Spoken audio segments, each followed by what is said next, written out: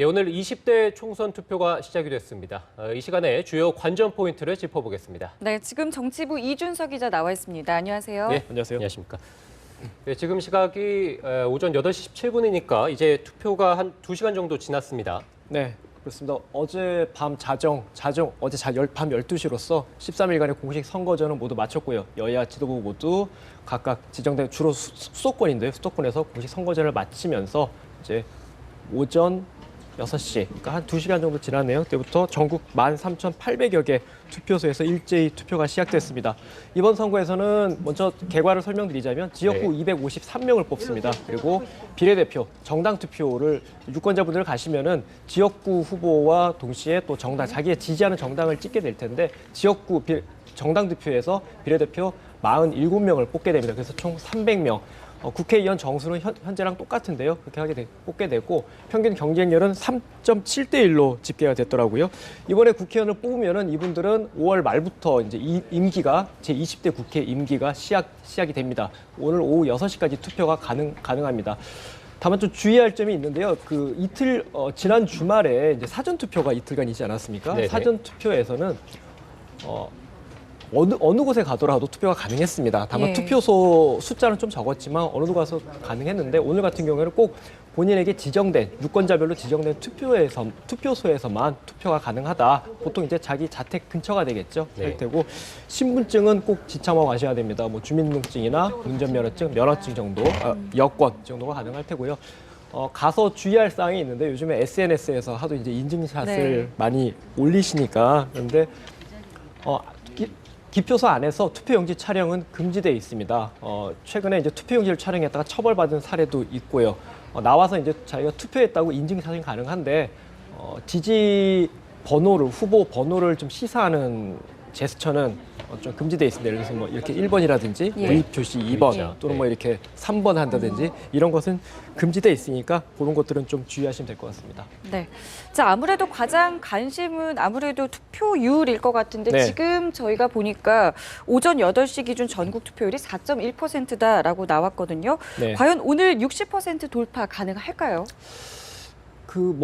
투표율은 사실 신의 영역이다라고 이제 여론조사 전문가들도 얘기할 정도로 정확하게 예측이 잘 안 됩니다. 보통 60%를 총선에서 넘기가 쉽지는 않습니다. 우리나라 국내 유권자들 성향을 봐보면은 국민적 관심이 굉장히 뜨거운 것은 결국은 대통령 선거거든요. 대통령 선거에서는 80%까지 올라가기도 하는데 보통 총선에서는 잘해야 60%를 넘습니다.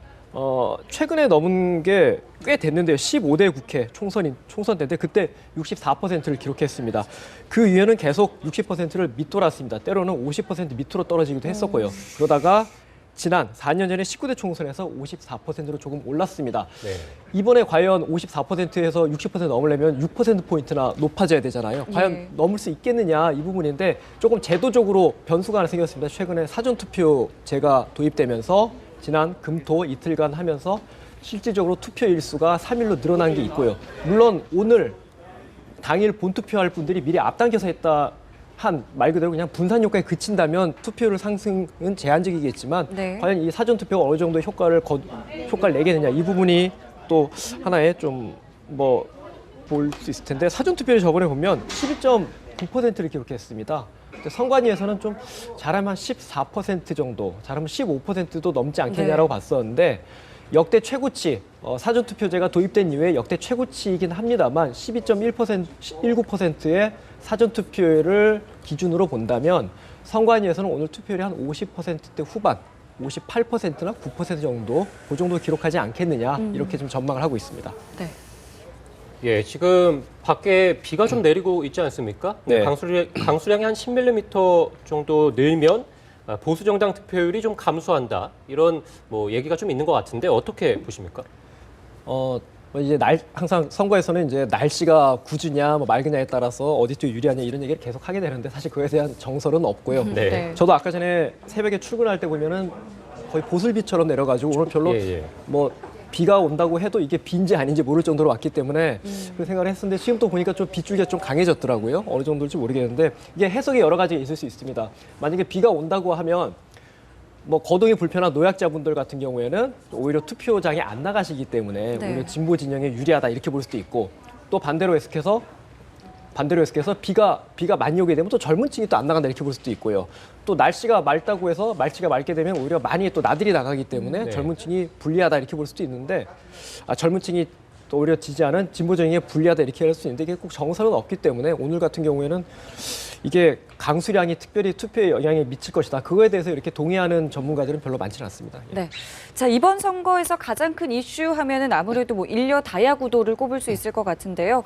과거의 양당 체제랑 비교했을 때 글쎄요, 뭐 투표율의 차이가 좀 있을까요? 투표율보다는 이거는 이제 어떻게 보면 지역별 투표율에 조금 영향을 주지 않을까 이렇게 예상을 많이들 하더라고요. 왜냐하면 야권이 분열됐기 때문에 야권 분열이 판세에 영향을 미치는 지역은 우리나라 전국을 봤을 때 영남보다는 호남권 직접적으로 타격을 입게 될 테고 그리고 더불어서 호남권 유권자들 특히 야권의 지지세가 강하다고 하는 수도권, 서울 지역 이 지역 같은 경우는 곳곳에서 이제 박빙 격전지가 형성돼 있기 때문에 네. 호남권이나 이제 수도권 같은 경우에는 조금 투표율을 높이는 견인하는 효과가 되지 않겠느냐 이런 전망은 나올 수 있습니다. 다만 기본적으로 야권이 분열됐기 때문에 투표율이 높기 때문에 어느 쪽에 뭐 유불리를 따지긴 좀 이르고요.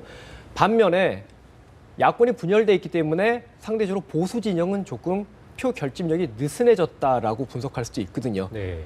며칠 전에 사전투표에서도 영남권이 굉장히 좀 낮은 투표율을 기록했습니다. 역대 총선에서도 영남권의 투표율이 낮긴 했습니다만 이번에도 역시 야권표 분열이 좀 어느 정도 영향을 미친 거 아니냐 이런 해석이 나오기 때문에 지역별 투표율에 조금 더 영향을 미칠 것이다. 이 정도로 말씀드릴 수 있겠습니다. 예, 이번 20대 총선을 두고 뭐 네. 인물도 부족하고 바람도 적고 뭐 정책도 부족하고 이런 뭐 산무다 이런 네. 얘기가 있는데 자, 그렇지만은 박빙 지역은 항상 총선 때마다 있지 않았겠습니까? 네. 자, 관심 있게 지켜볼 지역들 이번 20대 총선에 어디가 있겠습니까? 지금 뭐 앵커께서 뭐 정책 이런 얘기를 하셨는데 사실 대선이 아닌 총선에서 정책이 먹혀들기는 굉장히 어렵습니다. 이제 네. 정부 행정부를 이끌어가는 게 아니라 입법부의 대표들을 뽑는 거기 때문에 정당이 어떤 정책 선거를 내세워서 유권자들의 관심을 끌기는 굉장히 한계가 있고요. 다만 역대 총선을 보면 특정한 이슈, 바람이 한번 크게 불었었거든요. 뭐 예전에 뭐 가까운 예로 노무현 대통령 탄핵 역풍 그게 또 있었고 그 이후에 유타운 열풍이 또 있었고요. 네. 이명박 정부 초기 때죠. 있었는데 이번 같은 경우는 그런 바람은 특별히 눈에 띄지는 않습니다. 안철수 대표의 국민의당이 어느 정도 바람몰이를 하는 거 아니냐라고 얘기는 하고 있지만 그 부분이 아직은 야권 진영에 좀 국한돼 있거든요. 선거 판세 전체를 뒤흔들 정도의 바람이라고 보기에는 조금 이른감이 있는 것 같습니다. 따라서 말씀하신 것처럼 그런 어떤 특별한 이슈가 실종된 선거다. 그렇기 때문에 이번에는 어떻게 보면은 각 격전지별로 오히려 관전 포인트가 될 수가 있거든요. 예. 가장 관전 포인트로 꼽는 곳은 뭐 역시나 정치 1번지 종로일 겁니다. 네. 선거전 초반에는 새누리당의 오세훈 후보가 조금 더 여론조사에서 앞서는 기류를 나타냈었는데 선거전 중후반으로 가면서 더민주당의 정세균 후보가 또 가파르게 또 치고 올라오면서 정말로 박빙이다, 정말 알 수 없는 지역이다 이런 상황이 됐기 때문에 종로는 역대 선거에서도 항상 초박빙이었거든요. 이번에도 종로가 어떻게 될 것이냐 이 부분은 또 하나의 관전 포인트가 종로가 어느 당에 넘어가느냐도 있지만 정세균 후보가 당선되느냐 오세훈 후보가 당선되느냐가 여야 각 진영의 내부 역학에도 영향을 미치기 때문에 이 부분이 하여튼 종로가 최대 관전 포인트다 볼 수 있고요. 또 이번에 좀 눈길을 끄는 게 여야의 전통의 텃밭인 대구와 호남이 굉장히 흔들리고 있습니다. 호남은 제가 방금 말씀드린 것처럼 야권표가 분열됐기 때문에 야권의 주도권이 어디로 가느냐, 특히 야권의 심장부 광주 표심이 어디로 향하느냐 그 부분이 될 테고 대구 같은 경우에도 말하자면 이제 친박근혜계 의원들이라고 하죠. 친박의 여권의 핵심 부인 그쪽 진영의 후보들이 많이 출마를 하긴 했는데 동시에 또 무소속 공천 과정에서 낙천된 무소속 후보들이 좀 여러 출마해서 어떻게 보면은 그 중에서 몇 명이 당선되느냐 이 부분이 있기 때문에 이 두 지역 여야의 텃밭 심장부를 좀 눈여겨봐야 된다 이렇게 말씀드리겠습니다. 네. 자, 그렇다면 이제 각 당마다 이 정도면 승리했다라고 볼 수 있는 그 기준이 좀 다 다를 것 같은데 어떻게 분석을 해볼 수 있을까요? 먼저 새누리당 같은 경우는 현재 의석 자체가 150석을 넘습니다. 물론 공천 과정에서 탈당한 인사들이 있기 때문에 그러면서 일시적으로 과반 의석 150석이 붕괴되긴 했습니다만 기본적으로 새누리당은 안정적인 과반 의석을 계속 유지해 왔습니다. 네. 따라서 150석을 넘긴다고 하면 새누리당이 승리라고 하기는 조금 어려울 겁니다. 다만 150석은 무난하게 넘기지 않겠느냐 이런 지금 전망이 많고요. 새누리당이 승리라고 얘기를 하려면 170석 정도, 160석 후반대나 170석은 얻어야지 네. 최근에 공천 갈등을 봉합하고 새누리당이 승리했다. 어떻게 보면 압승이라고 표현할 수도 있을 겁니다. 그렇게 얘기할 수 있을 테고요. 170석을 만약에 넘는다는 170석 정도를 얻는다는 것은 무슨 의미냐면 제가 방금 말씀드린 것처럼 대구나 또 서울에도 있을 텐데 무소속 후보 당선자들이 좀 나올 수도 있습니다. 이번에 여권 성향임에도 불구하고 탈당한 무소속 후보들이 나올 수 있을 텐데 이분들이 결국에는 새누리당으로 복당할 걸로 예상이 됩니다. 네. 당장은 아니더라도 예. 그렇게 되면 이분들까지 하게 되면 180석에 근접하는 의석을 갖게 되거든요. 여당, 집권 여당, 박근혜 정부 후반기에 들어가면서 집권 여당으로서는 안정적인 국정 운영에 굉장히 든든한 의회의 권력을 잡는다 이렇게 볼 수 있기 때문에 그 정도면 새누리당이 압승했다라고 표현할 수 있을 테고요. 더불어민주당 같은 경우는 좀 눈높이가 굉장히 낮습니다. 기본적으로 야권이 분열돼 있기 때문에 뭐 선거전 중반 정도에 분위기가 좋을 때는 130석 초반쯤에 130석까지도 봤었는데 130석을 치면 현재 굉장히 어렵다라는 관측이 많고 네. 김종인 대표가 자기의 마지노선으로 제시한 게 107석이었습니다. 예. 그거는 107석인데 현재는 조금 탈당자가 좀 늘어가지고 지금 현재 의석이 102석이거든요. 네. 107석이든 102석이든 간에 세 자릿수를 유지하게 되면 더 민주당으로서는 선방했다 이렇게 얘기할 수 있고 더불어민주당 내부에서도 조심스럽게 100석을 넘기지 않겠냐라는 전망이 나오는데 100석에 미달하면서 90석대 초반에 머물지 않겠냐 이런 관측도 꽤 많습니다. 예, 국민의당 얘기도 좀 해보겠는데요. 네. 지금 국민의당이 호남에서는 상당히 선전하고 있고 뭐 압승 분위기도 나오고 있는 것 같은데 자, 수도권에서는 지금 한 곳 빼고는 다 열세지 않겠습니까? 자, 그런데 가정을 해보면 만약에 수도권에서도 더민주당을 이긴다면 자, 과연 어떤 결과가 나올까요? 이제 그 국민의당 같은 경우는 먼저 몇 석이 승리냐라고 한다면 이미 교섭단체 구성 20석 정도는 네. 무난하다고 예상을 하고 있고 30석 정도 넘기면 어느 정도 이쪽에서는 굉장히 뭐 선방했다, 승리다라고 평가도 나올 수 있을 것 같습니다. 지금 앵커가 말씀하신 것처럼 관건은 호남 외에 얼마나 득표를 하느냐입니다. 두 가지가 되겠죠. 일단 비례대표에서 얼마나 득표를 하느냐. 예. 네. 그 얘기는 호남권뿐만 아니라 전국 정당으로서의 하나의 토대가 된다고 볼 수 있기 때문에 정당 득표에서 얼마나 득표하느냐.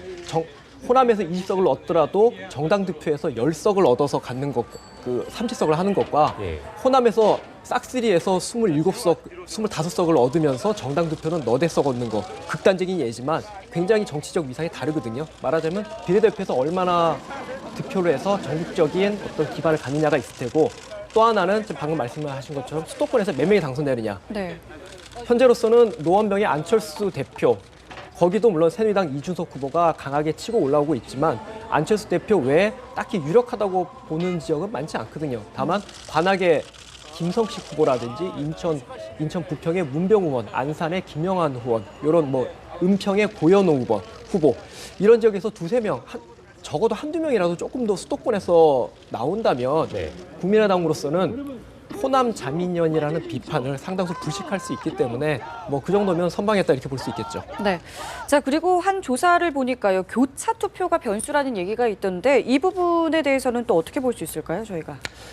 근데 교차 투표라는 거는 이제 유권자분들이 투표장에 가면은 두 장의 투표기를 받지 않습니까? 예. 지역구 정당 뭐 1번이 됐든 2번이 찍을 수 있고 또 지역구로 찍고 정당 투표 자기가 지지하는 정당, 뭐 새누리당, 더불어민주당, 국민의당을 찍게 될 텐데 당을 엇갈려서 찍는 거겠죠. 네. 찍는 건데 보통 여야의 텃밭이라는 뭐 호남권이나 영남권에서 이런 교차 투표가 많지는 않을 겁니다. 주로 이제 수도권 얘기를 낼 텐데 수도권 같은 경우는 지금 야권표가 분열돼 있지 않습니까? 야권 지지층 가운데서 국민의당 후보 같은 경우에는 상당수 지역구에서는 당선되기가 어려운 게 현실이거든요. 그렇다면 국민의당을 찍으면은 지역구에서는 사표가 될 가능성이 큽니다. 이 경우에 이제 얼마나 더불어민주당을 찍고 말하자면 야권 지지층 같은 경우에 그리고 정당 지지에서는 국민의당을 찍고 이게 이번 판세, 이번 20대 총선에서 국한 뭐 말하자면은 교차 투표의 개념이 될 텐데 예. 과연 이 부분을 얼마나 유권자들이 자발적으로 하겠느냐 이 부분이 좀 관건입니다. 왜냐하면 19대 총선에서 좀 교차 투표가 있었거든요. 근데 예. 그때는 야권 연대가 공식적으로 이루어졌습니다. 반면에 이번에 야권 연대가 무산된 상황이기 때문에 유권자들이 자발적으로 교차 투표에 나서야 되는데 그 부분까지는 사실 좀 판단하기가 이른 측면이 있습니다. 알겠습니다. 지금까지 정치부 이준석 기자였습니다. 고맙습니다.